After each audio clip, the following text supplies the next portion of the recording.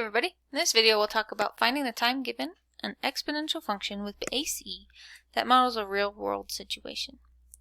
So suppose the velocity in meters per second of a skydiver falling near the Earth's surface is given by the following exponential function, where t is time after diving measured in seconds.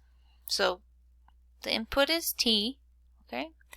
V is the velocity that we're reaching at that t time. Okay, that time t. The question asks, how many seconds after skydiving will the skydiver's velocity be 36 meters per second? So how many seconds? That's a t, that's a time. Velocity is v of t.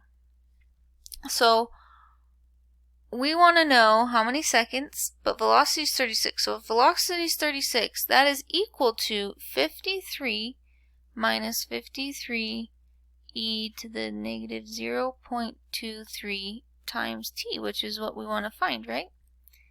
We want to solve for this t value here. So what am I going to do?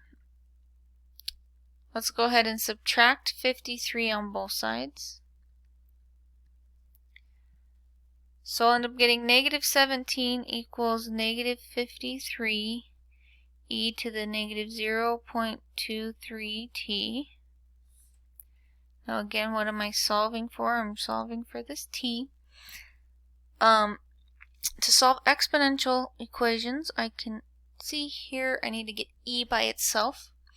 And negative 53 is being multiplied by the e, so let's go ahead and divide negative 53 to get a 1 there.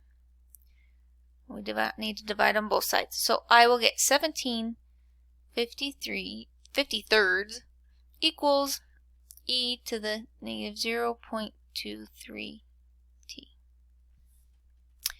So again, what am I solving for? I'm solving for t.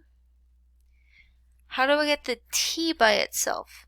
Well, it's in an exponent, so I need to bring it down in front by taking the natural log of both sides. And go ahead and continue the work over here.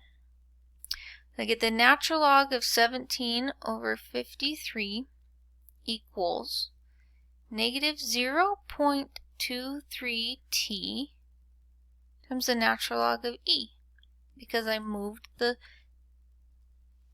exponents down in front after I took the natural log. That's allowed. It's one of the properties of logs. Now this goes to 1. So that I can divide by negative 0.23 to get a 1 here, because again, what am I solving for? T.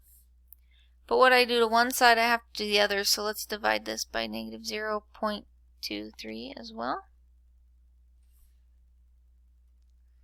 After that, I will get t equals the natural log of 17 over 53 divided by negative 0.23.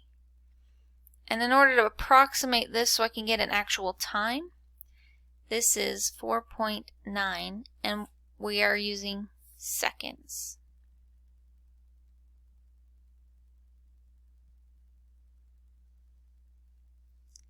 So at approximately 4.9 seconds, the velocity of the skydiver will be 36 meters per second. And that is how we find time.